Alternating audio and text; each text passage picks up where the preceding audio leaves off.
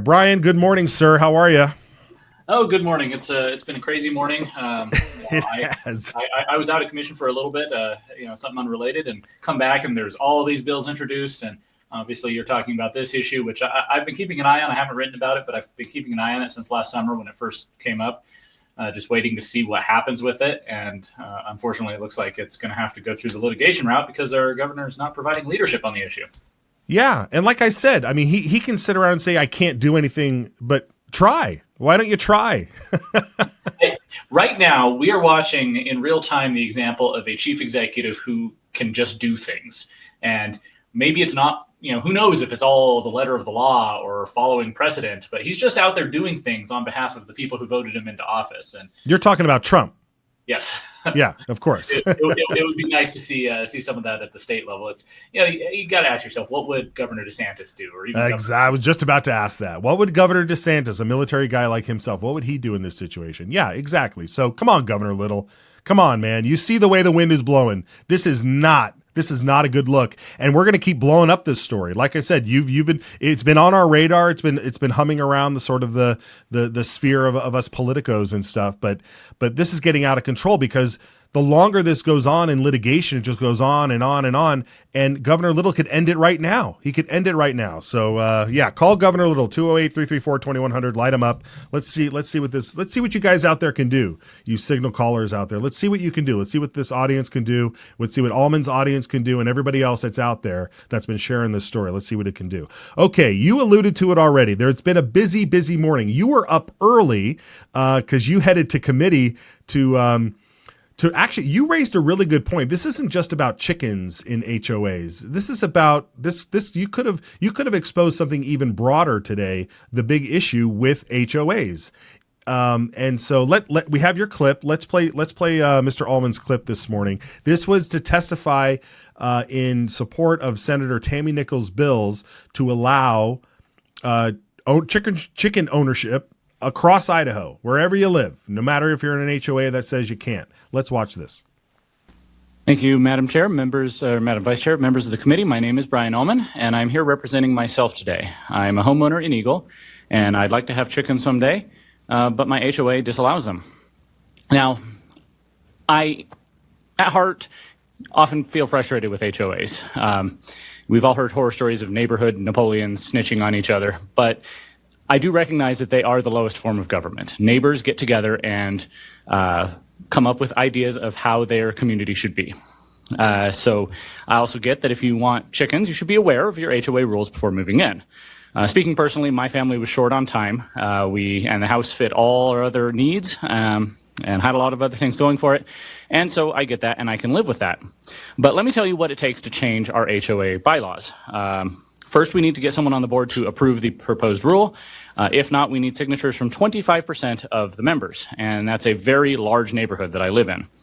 Then we would need to hold a meeting with a quorum and get 2/3 to vote to approve it. I don't think our neighborhood has actually met quorum in ages. When we first moved in 2.5 years ago, the board was already circulating a set of amended CCNRs, trying to get enough signatures, notarized signatures, to get over that 2/3 threshold. But because of turnover, people moving in, people moving out, I don't think they're ever actually going to reach it. So all that is to say, I think I have a easier path to having chickens through the legislature than through the HOA.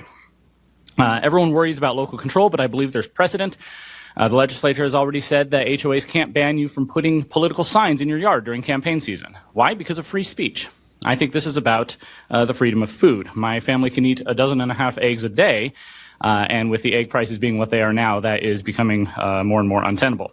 By allowing HOAs to regulate roosters, I think that handles the noise complaints, and if your chickens are running wild or getting into things, then they can be handled in the same way that a nuisance dog or cat would under the same rules. So in closing, I ask the committee to send this to the floor with a do-pass recommendation, and I thank you for your time. Very good, Almon. Talk to me a little bit about the HOA situation, because that's what I think you kind of exposed here. Like, I think Senator Nichols said in her closing argument as well, like people moving in, people moving out, you can never establish a quorum. There's builders, when they build these subdivisions, they are actually the HOA until there's enough people to have one. I mean, it seems like it's a big bureaucratic mess, even though it's the lowest form, the smallest community of government. Yeah, ideally, an HOA is just neighbors getting together and deciding on certain community standards, as I was trying to say there, and paying for things in the common areas like a park or a green space or walls around the neighborhood. We have that here. And that's the ideal. And obviously it can turn into people snitching on each other because their grass is half an inch too long or something. But changing the rules, I've looked into what it would take to put an amendment in to allow chickens, and it's a very cumbersome process. And the fact that they've been trying to change the CCNRs here in my neighborhood for years and are not even there yet, it suggests that it's not easy. And maybe it shouldn't be too easy to change these things, but on the other hand, it shouldn't be too hard either, because that's the whole point of it, that neighbors get together and decide on those things. So if the path through that is not tenable, then we need legislation. And I'm not 100% against HOAs. I have been for most of my life because of their petty rules and the way it can turn into neighbors snitching on each other. But at the same time, people, one of the folks, I think it was Senator Taylor, actually brought up some people move into neighborhoods because they have an HOA, because they have certain rules, and you're not going to have big RVs clogging up the streets. You're not going to have, the house next to you turning into a dump. At the same time, I think there's a reasonable path here to allow a couple of backyard chickens that are well maintained and aren't a nuisance. Yeah, I agree. Very, very, very well done. It passed committee there. I think maybe one person didn't want it to pass because he thought it would open the door to mini goats running wild in the HOA. How can you be against mini goats? I mean, come on. Very good. All right. Well, we'll see how far that goes. I'm sure once this bill gets to the House, if it does, boy, there's going to be a lot of clucking from. Boy, the puns. Me and Alana Rubel, we're gonna start clucking about this bill. Okay, let's talk. This is one of those bills that might cross ideological lines. It might not be exactly party line thing. It's maybe urban versus rural. Who knows? Yeah, who knows? Yeah, we'll see. We'll certainly see. Okay, let's get to folks. We do have scheduled Representative Jordan Redmond on today as well. He was in committee this morning. I think he presented 4 bills today. He had 2 yesterday. So we'll touch on a few of them. But other than him, Representative Joe Alfieri was also presenting 2 bills today. He had a bill last year that would have restricted the use of absentee ballots, I believe. And so the bill passed the House. It didn't get through the Senate. And so he made a slight change this year to include that you can request an absentee ballot if you are also 65 and older, in addition to being, handicapped or sick or overseas, military or that sort of thing. And then Representative Mickelson had a question about that. And I think we have that clip. Let's watch this exchange. Mr. Chairman, Representative, I see that we're favoring older people, and I have no problem with that because I'm getting towards that time in my life as well. But I also have lots of young mothers for daughters and daughter-in-laws right now, and they have 4 and 6 kids. And for them, if their husband happens to be out farming or working, right, for them to drag, and in one case, my daughter, I think she might have to go 20 miles, right? I don't see anything in here that addresses the needs of young families, young mothers. And I guess my question would be to you is, are we trying to limit people's participation and their voice by running this? Representative Alfieri. Mr. Chairman, Representative Mickelson, we're not trying to limit people's participation at all. And in fact, there is no statistical evidence that limiting the use of absentee ballots limits voter turnout. We've got some data on that. I can get into that during the hearing. Follow up? Oh, just follow up. But I don't see any exceptions here for mothers that might have 6 kids that their husbands might be working, and to drag them all out. I don't see an exception in here for that. And I think that that's every bit as valid as a 65-year-old. Representative Alfieri. Chairman Crane, Representative Mickelson, I would respectfully disagree with you because I'm sure that mother gets out at some time during the week or the month previous to the election. Once again, I will point out that there is early voting as well. Yes, there's the boom. There's early voting.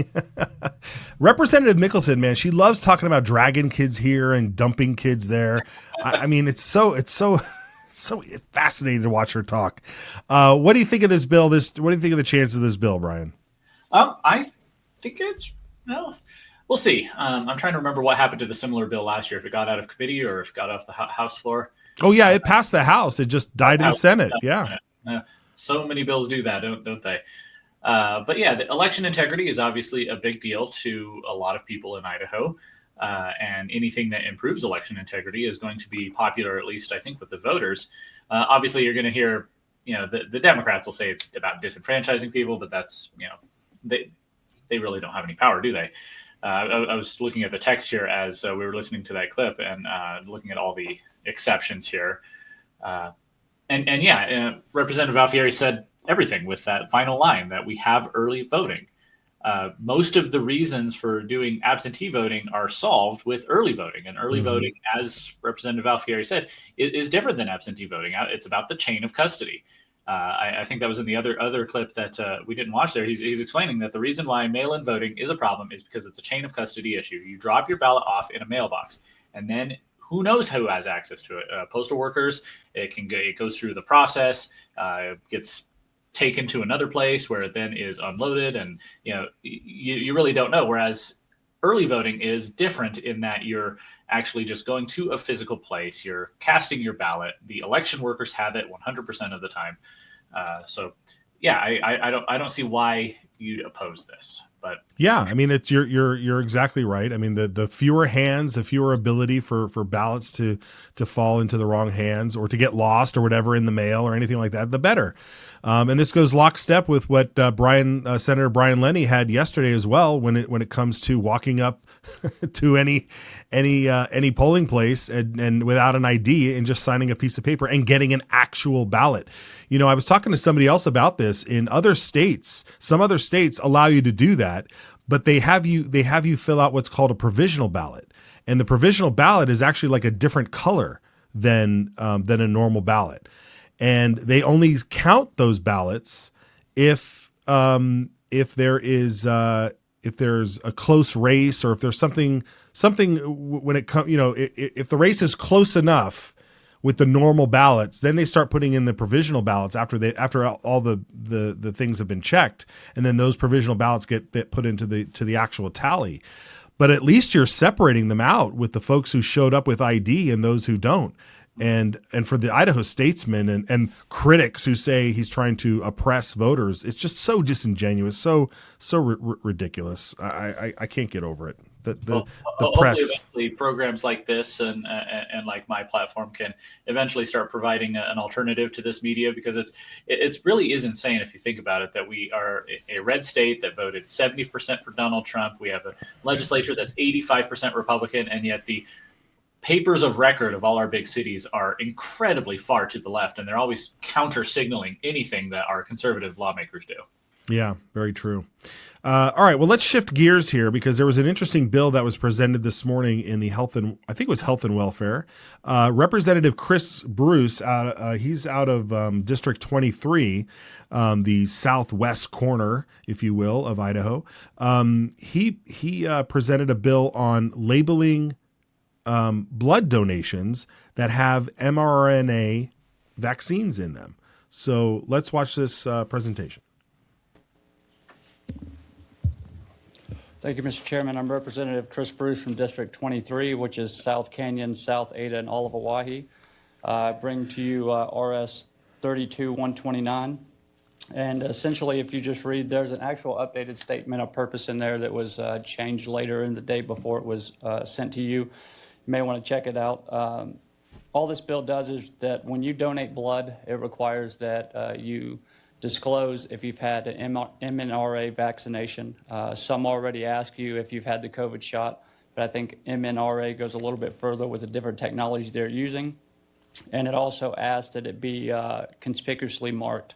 That way, if we have someone who takes blood, they have the ability to ask for blood that maybe hasn't been from a donor of that status.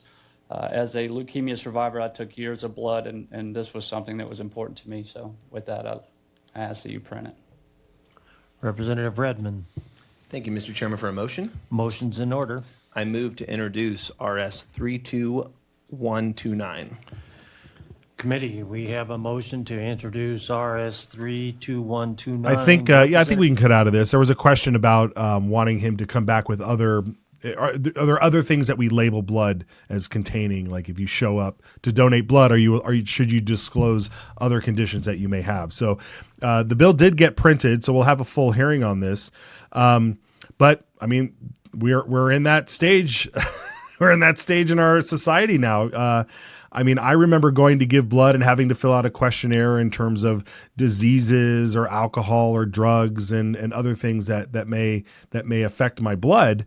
But I don't know at the other stage of that if you can, as a blood recipient, can say, hey, I don't want any blood that has mRNA or something else in it. So very, very fascinating what's going on with our blood supply, and as most people are concerned about it these days. Yeah, I've I try to give blood regularly, and I fill out the thing on the phone that the rapid pass or whatever they call it, and there's tons of questions. I'm not sure how and one of the questions is about the COVID shot. Have I ever taken it? Now, obviously, they do mark some things on there because they have to know my blood type. They can't give, I'm O positive, so they can't give that to somebody who's O negative. So they have to keep some things, keep track of some things. I don't see that it would be too much of an imposition to say, oh, this person has the mRNA vaccine in their bloodstream, and this recipient doesn't want that. However, enforcement is a big question because, the Red Cross app tells me where my blood goes, and it almost never stays in Idaho. It goes to Nevada, it goes to Puerto Rico, it goes to Texas, wherever they need it. Wow. So I'm not sure how you can track your own blood. Yeah, apparently. I take it on their word. I can't verify it. Yeah, but even having the ability to track where your blood went, that's fascinating. Okay, all right. Anyway, I digress. I apologize. It does call into question the ability of Idaho, though, to enforce something like that. Maybe it's only because the blood that's donated from Idahoans often goes out of state, and the blood that's given to patients in Idaho most likely comes from out of state as well. So, why is that? Why do you think that is? Probably some efficiency of really of something. I don't know. It kind of reminds me of like California growing their own avocados and exporting them, and then importing Mexican avocados. I don't know. We gotta have a mind shift around here. We can take care of.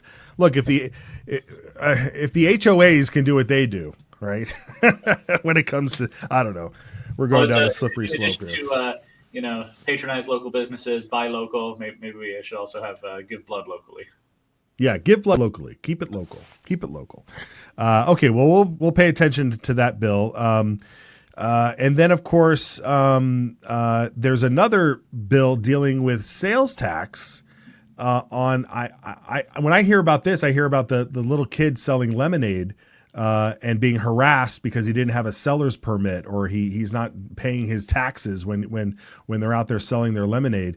But this is a big deal in Idaho because a lot of folks will sell their own chicken eggs, or they have produce that they grow on their own property and they sell it on the stand. I mean, we've done that 100 times. And apparently you need a seller's permit to do that. And Representative Monks was before the committee this morning with a bill to eliminate that. Let's watch a little bit of that. This RS here, it attempts to address some of the concerns that people have. Let me back up a little bit maybe and tell you a little bit about my house. And my wife. I've got a bunch of fruit trees, and we have a bunch of chickens. And my wife likes to sell her eggs, and actually right now they're in hot demand. Let me tell you, people waiting on lists and want those eggs, and it's because she sells them very inexpensive. But and we also have a lot of fruit trees, and during summer when my fruit trees are in, we have more fruit than we know what to do with. And it is, if you want to come pick it yourself, you can have as much as you want. But if you make me pick it, then I'm going to charge you a little bit because my time is worth something. And so we set the fruit out on the front of our long drive there, and we put a box there. You can stick your money in it, and you can take the fruit that you want. I'm required to get a seller's permit to do that, and that's fine. We did, and we pay our couple $100 at the end of the year.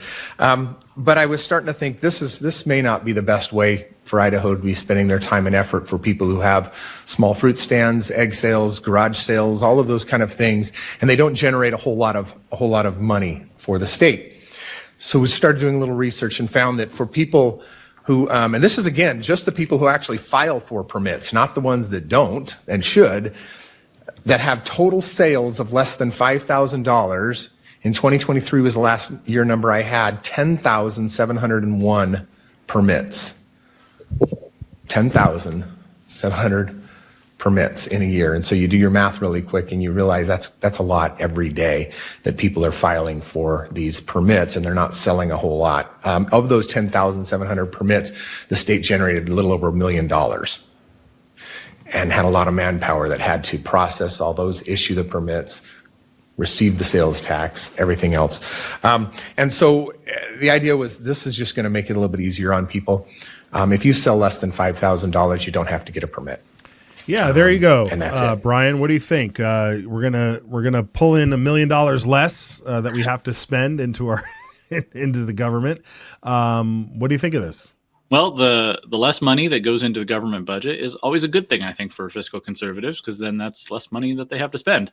But I think Representative Monk's pointed out that it's where, the savings on the other end is going to be the fact that they don't have to handle all these little tiny permits and sales tax. I can speak to this personally. My wife and I have it's kind of defunct right now, but we've had a gluten-free baking business. We just will occasionally go to a farmer's market or an event, or just if somebody wants something, we'll make it up and charge a few bucks for it.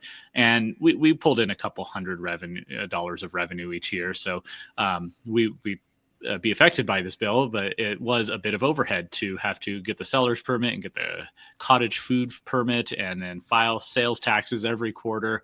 Eventually they just stopped sending us stuff because I think we had several straight quarters of no business. So they figured, okay, you must be closed down. Right. But it was something that we would have to keep in mind, because if you don't file that, they assume you've made a ton of money in there. You're not just not telling them, and they'll send you a bill for a lot of money. Yeah, I mean, generally people are, this is extra. This is like vacation money. It's extra spending cash. It's getting rid of the stuff that you have on your property and that sort of thing. Interesting to note, though, some of the argument that he made there about cutting back on all the stuff that the state has to do to manage this whole thing. That argument could also be used for this whole grocery tax in and then food credit out. Like maybe we just just end all that and just keep the bureaucracy as clean and simple as possible. I don't know. I'm just speculating here. All right, Brian. Well, if you're not going anywhere, maybe you can stick around a little bit. I know we have Representative Redmond on deck here. So let us take a quick break. We'll get settled in. We'll bring in Redmond back, and then if we have time at the end of near the bottom, we'll bring it back. Brian, how does that sound? Sure, sounds good. All right, great. All right, folks, let's take a real short break, and we'll be right back. It's our job to maintain the proper role of government and what we were tasked to do.